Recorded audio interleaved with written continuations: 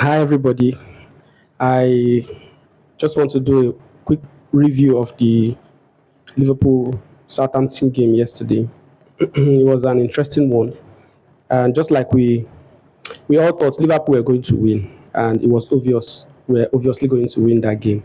And so many people thought Slot was going to rest players for that game, but I don't know why they had that feeling because if you have followed Liverpool for a very long time, you know that anytime we rest players, the next game they tend to struggle. I don't know why. I mean, it's inexplicable. When you rest players and you expect them to perform well and be well rested for the next game, they come back that next game and it looks like they, I don't know, they just become lackadaisical in their approach to the game, and then you see them performing below par. It's not just Liverpool. I think Arsenal went to Dubai for I don't know what they went for to rest or something like that. They came back and their form sort of s- slowed down a bit. So it's not just Liverpool. So I knew Slot was not going to really make so much changes in that team. And the team that he put out there, the first 11 was a very good one that was supposed to win the game. But unfortunately, I think Liverpool had the PSG game in mind, and he affected the way they approached the game, especially the players. And I think when you are playing a game, you need to be 100% concentrated on that game. If you put your mind on another game, you lose concentration and anything can happen. And it was obvious from the first goal that Liverpool considered, the only goal that we considered in that game. It was from an error, from miscommunication between Van Dijk and the keeper. And when you're in the game, you hardly make such kind of errors.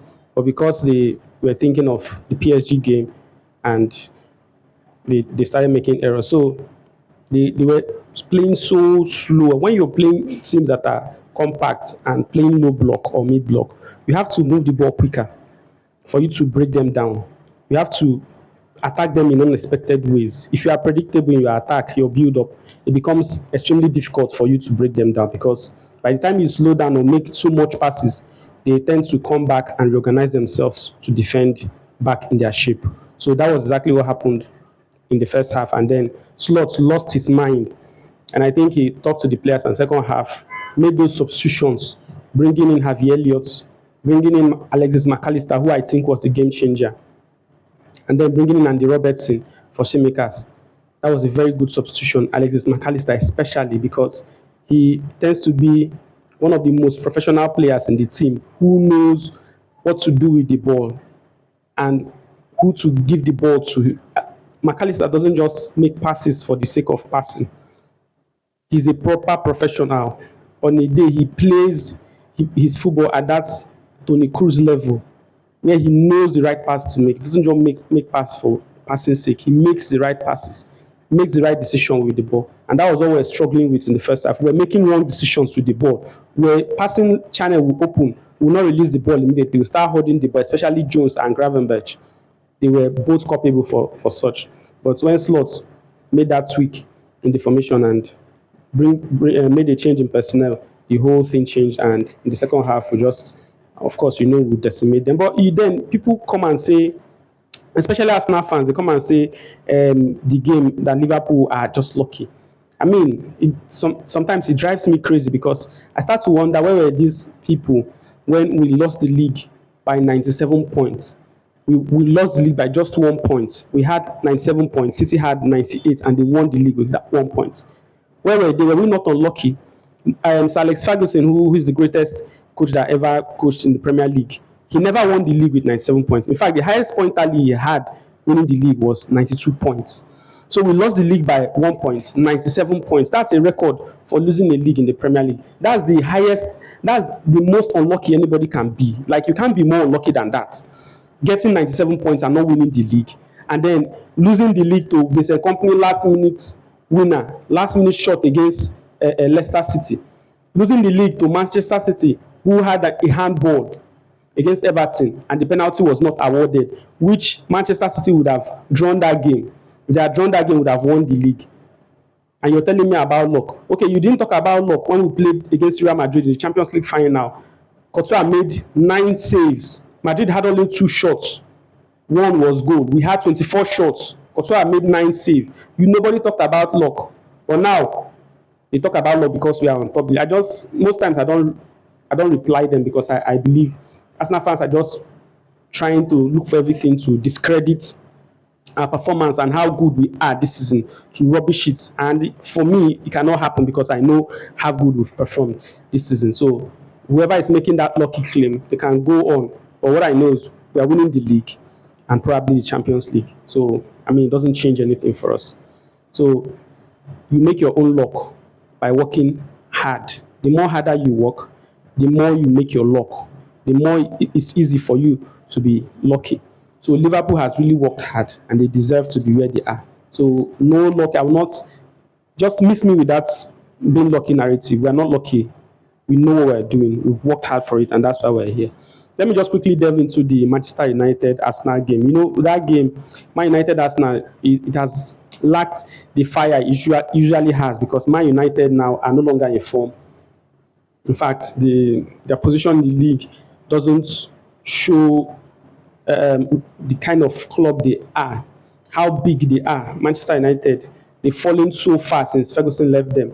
So the game between Arsenal and Man United is not much of a rivalry. It can be compared to Man United Liverpool or Man United Man City because those games go beyond just football rivalry. They go beyond just football rivalry. But Arsenal Man United game is just football rivalry. There's nothing more to it. So I'll not be surprised if Arsenal run away with the game against Man United. But then Man United is at home. So I think they'll be compact in that game and they can really hurt Arsenal too because Arsenal have been very, very predictable in their attack. So it becomes difficult for them to break down opposition, especially when they play low block. And Man United can really find ways to use their wingers to hurt Arsenal. And for me, I just think the games might just be a stalemate or a close win for Arsenal, maybe 2-1. Because Man United are at home, and most times the fans expect them to attack teams when they are home to show why they are home. And that is why they've had a very bad home record.